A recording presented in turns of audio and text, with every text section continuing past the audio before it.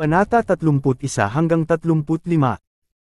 Naisip ni Alex, kung alam mo na ako ang boss ng Thousand Miles Conglomerate, hindi mo sana sinabi iyon.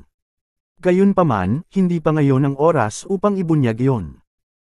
Dagdag pa ni Dorothy, sana maglaan ka ng oras para isipin kung ano ang gusto mong gawin sa hinaharap. Isa ka ng hustong gulang ngunit wala kang ginagawa sa iyong buhay. Alam ko kung ano ang sasabihin mo, na kailangan mong alagaan ang iyong ina. Ngunit maaari kang laging umupo ng isang tagapag-alaga, hindi ba? Kumuha ka lang ng trabaho o maaari kang magtrabaho sa aking kumpanya. Si Alex ay inilagay sa isang mahirap na lugar, dahil ayaw niyang iwan ang kanyang ina sa mga tagapag-alaga. Gayunpaman, sa ilalim ng tingin ni Dorothy, tumango siya. Okay, pag-iisipan ko. Kinaumagahan, pinasakay ni Alex si Dorothy sa airport sa kanyang sasakyan. Nakipagkita siya sa ilang mga kasamahan doon habang dadalo sila sa isang eksibisyon sa Block City. Nag-drive na si Alex pauwi. Habang pauwi, nakatanggap siya ng tawag. Galing iyon kay Cheryl. Alex, kailangan mong pumunta sa ospital ngayon. Ito ay tungkol sa iyong ina. Napabuntong hininga si Alex, anong nangyari kay mama? Seryosong sagot ni Cheryl, mag-uusap tayo pagdating mo. Ramdam ni Alex ang paninikip ng kanyang dibdib. Agad siyang isinugod sa ospital sa abot ng kanyang makakaya. Napagtanto ni Alex na lumalala ang kalagayan ni Brittany. Hindi niya kailangan ng paliwanag mula kay Cheryl dahil ang life support monitor ay nagpakita sa kanya ng vital signs.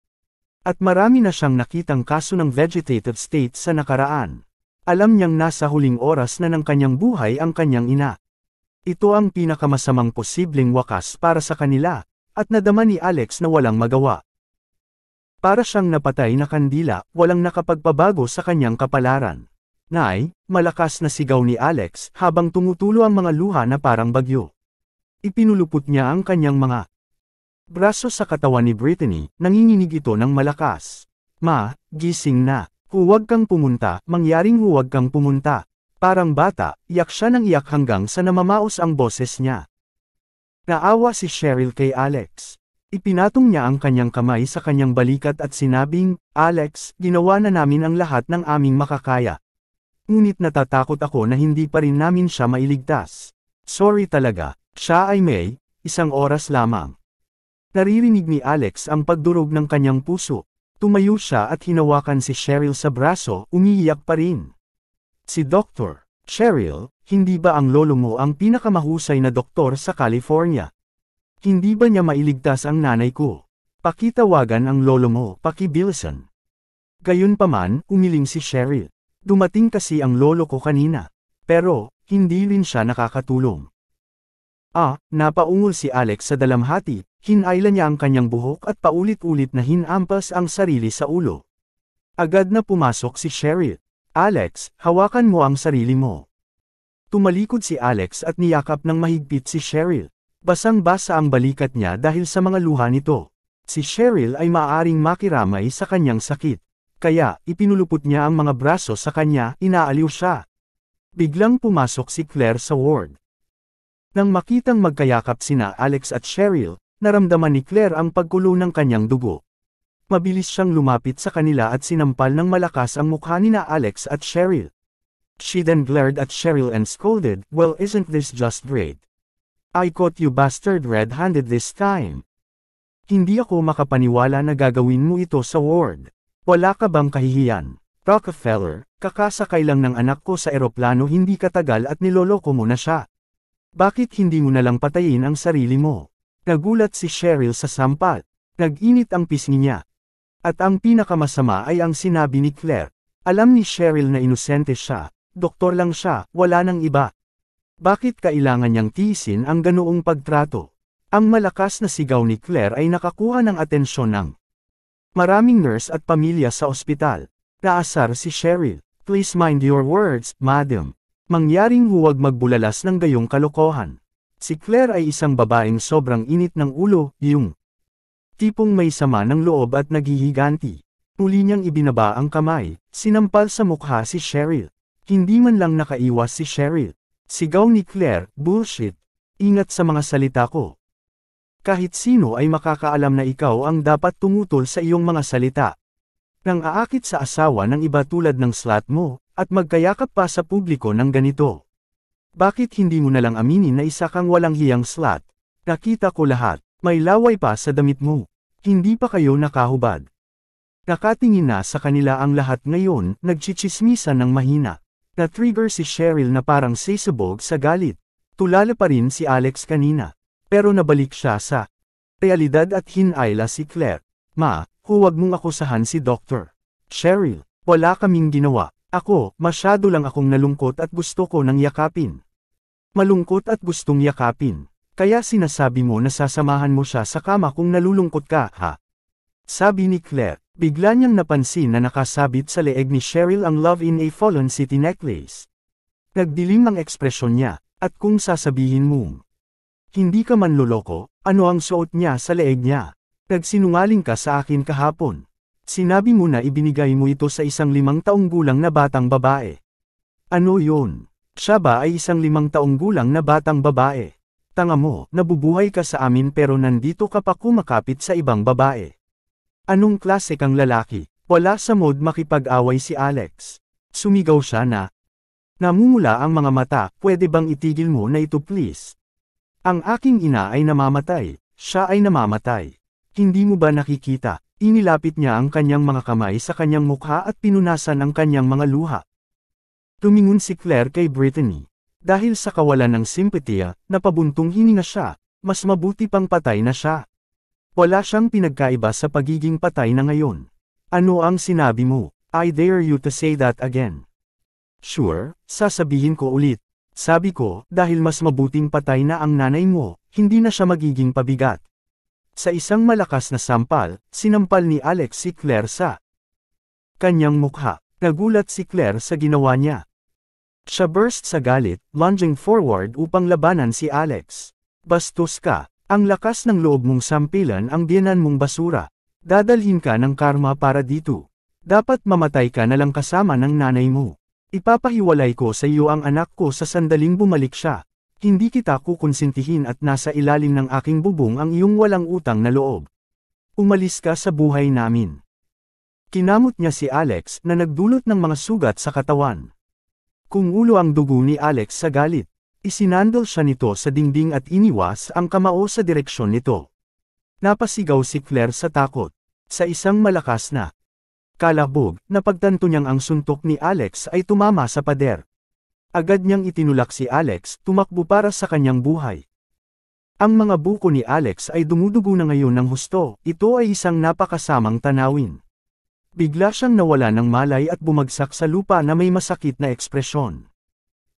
Tumutulo ang dugo sa itim na singsing na suot niya, ngunit walang nakapansin. Isang madilim na liwanag ang sumilay sa singsing at pumasok sa katawan ni Alex sa isang iglap. Ramdam ni Alex ang matinding sakit sa kanyang ulo. Napasigaw siya ng bum-alot sa kanyang kamalayan ang sakit. Anong meron sa kanya? Nahimite ba siya sa sobrang pagiyak? Nako, sayang naman si Alex. Nagdaldal ang lahat sa likod. Hindi nila kayang makitang ganito si Alex dahil alam nilang lahat kung anong klaseng tao si Alex. Para naman kay Claire, walang naniwala sa mga akusasyong ginawa niya. Alex, sinugod ni Cheryl si Alex at lumuhad sa tabi nito. Hindi siya gumagalaw. Pagkatapos ay hinimok niya ang mga tao na bigyan sila ng ilang espasyo at dinala siya sa isang kama sa tulong ng ilang iba pang mga nurse. Tanong ng isa sa mga nurse, Dr.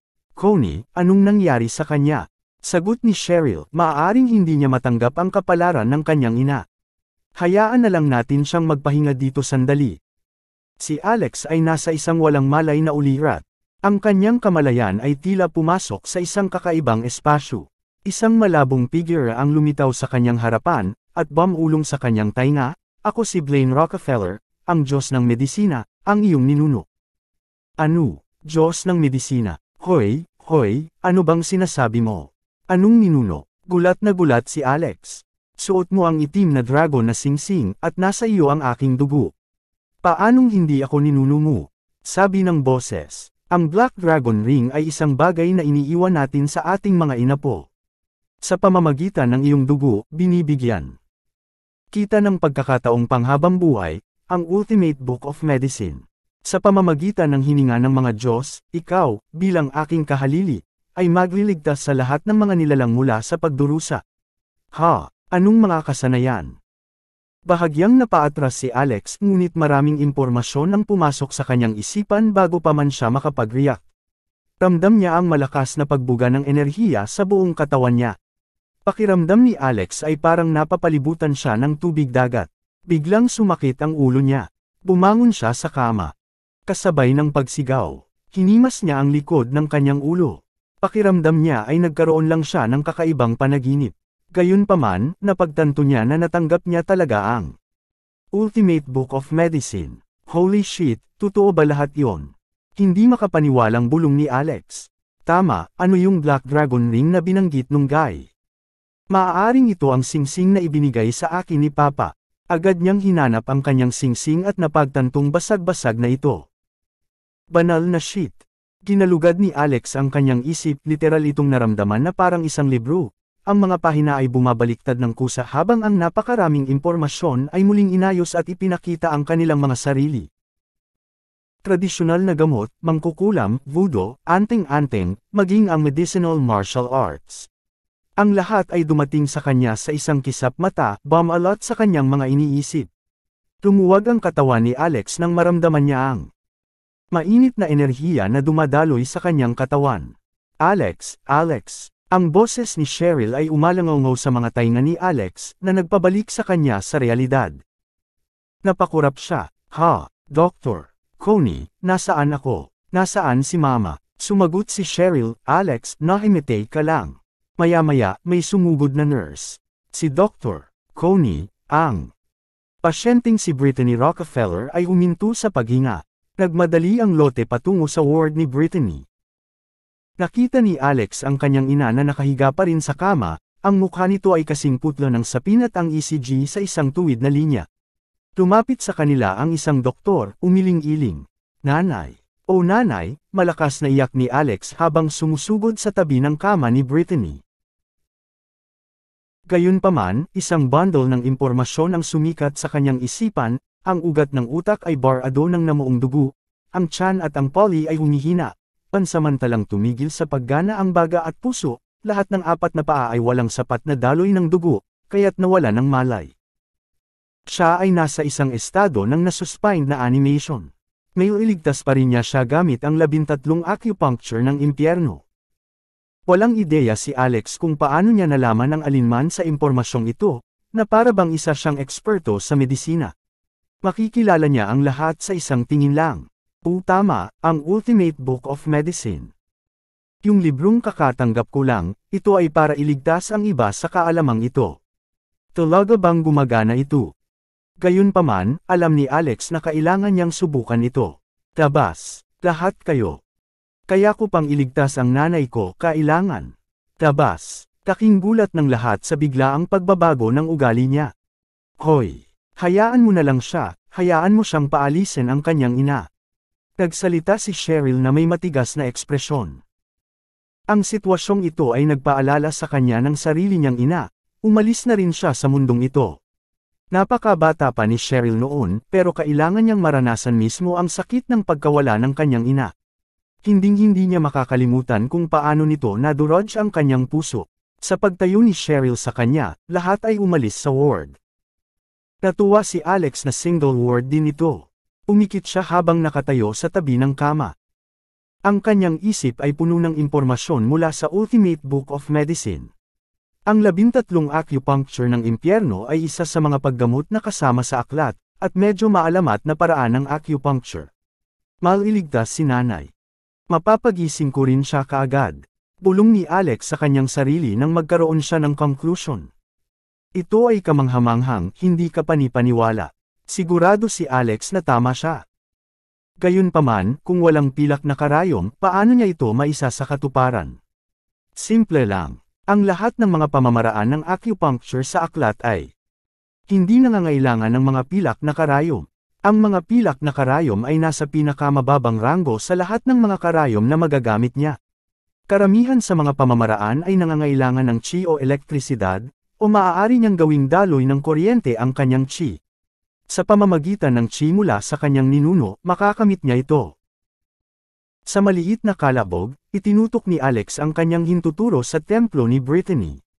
Naramdaman niya ang pag-agos ng kanyang chi mula sa kanyang daliri, unti-unting nabubuo sa maliliit na daloy ng kuryente. Totoo ang lahat ng ito. May iligtas si nanay, naisip ni Alex. Siya ay labis na nasasabik habang siya ay maingat na lumipat sa susunod na punto ng acupuncture. Ang gitna ng tuktok ng kanyang bungo. Pagkatapos, sa ilalim ng pusod niya, nakatayo pa rin si Cheryl sa harap ng ward, nag-aalala kay Alex. Tumingin siya sa bintana ng ward, tinitingnan siya. Nang hindi nag-iisip, gayunpaman, nabigla siya sa kanyang nakita. Nagmamadali siyang pumasok sa ward. Alex, anong ginagawa mo? Tumigil ka. Sumigaw si Alex, huwag kang lalapit sa akin, iniligtas ko ang aking ina. Binilisan na niya ngayon ang kanyang lakad habang sumundot siya sa ilang iba pang mahahalagang acupuncture point sa Brittany. Hindi nakaimik si Cheryl. Kung talagang mailigtas niya ang kanyang ina, magiging Diyos siya, naisip niya. Huminga ng malalim si Cheryl. Fine, hahayaan ko siyang gawin ang kanyang bagay. Nagpasya si Cheryl na tumabi at bantayan siya. Napakadiin ngayon ni Alex sa gitna ng dibdib ni Brittany. Sa pamamagitan nito, natapos ang 13 acupuncture ng impyerno.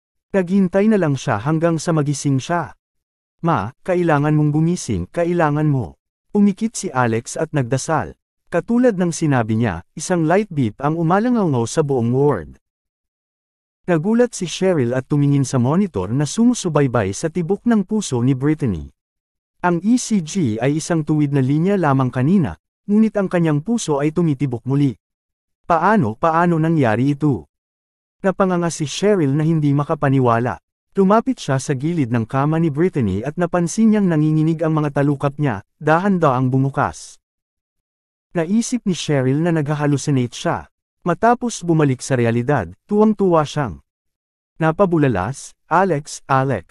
Nagising ang nanay mo. Nagising siya. Agad namang nagmulat ng mata si Alex na tuwang-tuwa. Nanay. Nagising ka. Bulalas ni Alex, hawak ang kamay ni Brittany. Pulang-pula ang kanyang mga mata nang magsimulang lumuha. Ito ay totoo, ang libro ay totoo. Maging ang kanyang ninuno ay totoo. Lahat ito ay salamat sa kanyang ninuno. Tuwang-tuwa si Cheryl at nagsimula na rin siyang maiyak. Hindi siya makapaniwala na talagang nagising si Brittany. Inanunsyo na nila ang pagkamatay niya hindi pa katagal pero bigla na lang siyang nagising. Ito ay talagang isang himala sa larangan ng medikal. Maaari ba talagang sinusubukan niyang iligtas siya? Bumulong si Cheryl sa ilalim ng kanyang hininga, nakatitig kay Alex na may naguguluhan na mga mata. Nagising talaga si Brittany at nilingon si Alex. Alex, nasaan ako? Tumakbo si Cheryl palabas ng ward para tawagan ang kanyang mga kasamahan para bumuo ng medical team para bigyan si Brittany ng full-body check-up. Maayos na ang lahat sa kanya ngayon. Mabilis na kumalat ang balita sa buong ospital na nagdulot ng kaguluhan. Ang isa sa kanilang mga doktor ay nagpahayag lamang ng oras ng kamatayan ni Brittany. Gayunpaman, sa loob lamang ng ilang minuto, may nagligtas sa kanya at nagising siya mula sa kanyang pagkakoma. Sa wakas ay nagkaroon ng pagkakataon si Cheryl na tanungin si Alex, kanina mo pa tinutusok ang nanay mo, nang walang anumang bagay sa kamay na matukoy. Ano yun? Iniligtas mo ba talaga siya? Napangiti si Alex. Anong ibig mong sabihin na sumundot ng random? Iyon ang 13 acupuncture ng impyerno. Ano ang 13 acupuncture ng impyerno? Nalaman ko na online, parang gumagana ito. Sa mga pasyente sa vegetative states.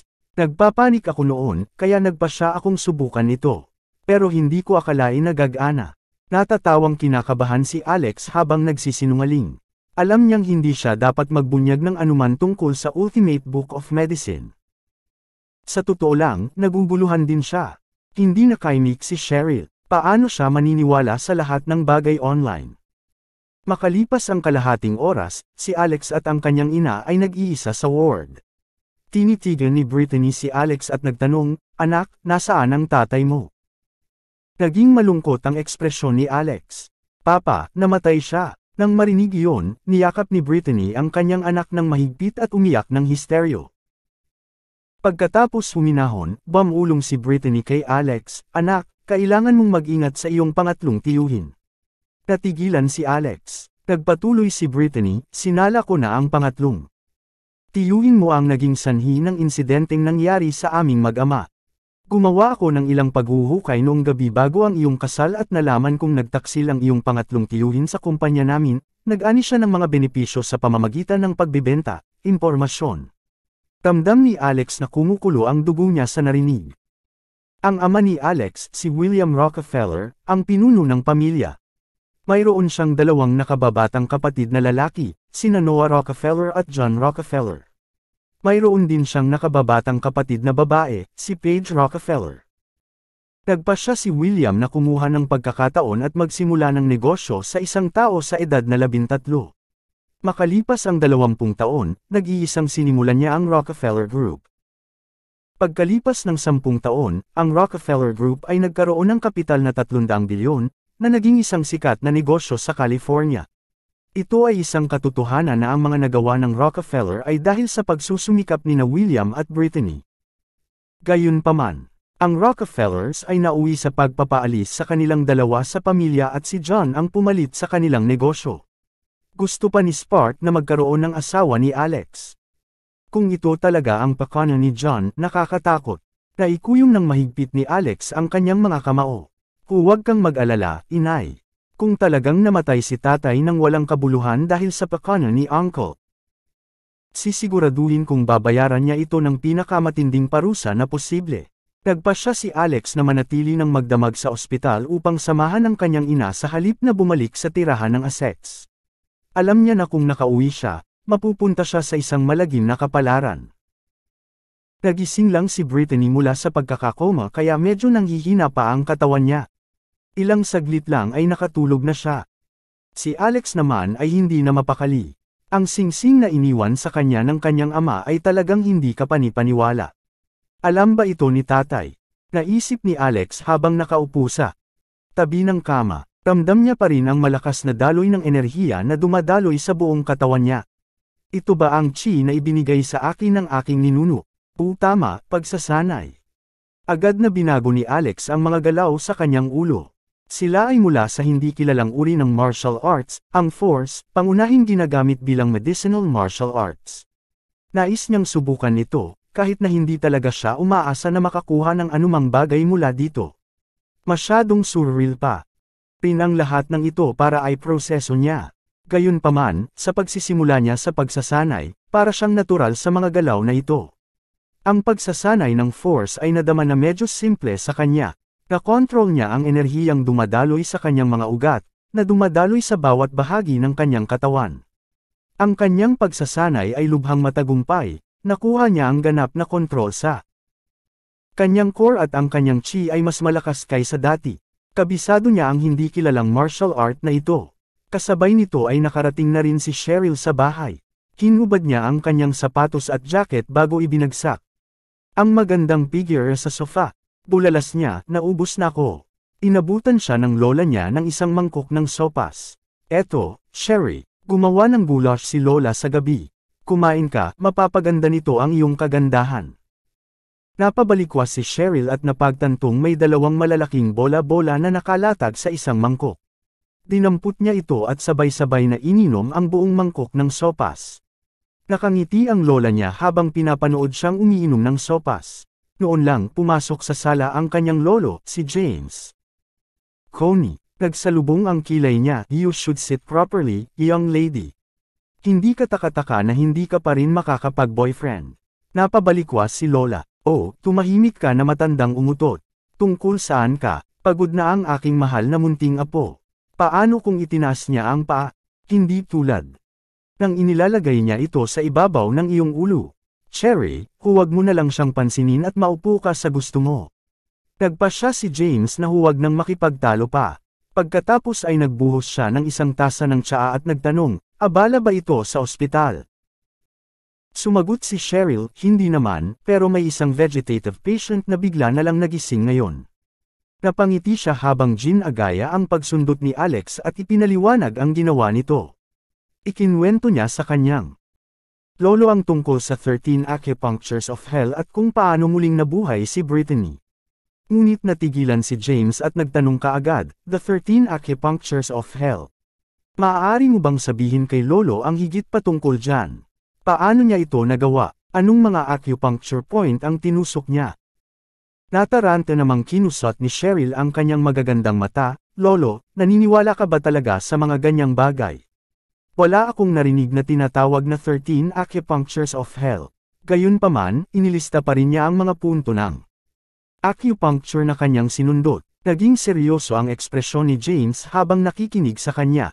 Sa huli, hinampas niya ang kanyang hita at napabulalas, ang 13 acupuncture ng impyerno, ito talaga ang 13 acupuncture ng impyerno. Ito ang maalamat na paraan ng muling pagbuhay. Cherry, dali, kontaken ang lalaki. Gustong makilala ni Lolo ang binatang ito. Ha? Napaawang ang bibig ni Cheryl habang hindi makapaniwalang nakatitig sa kanyang lolo.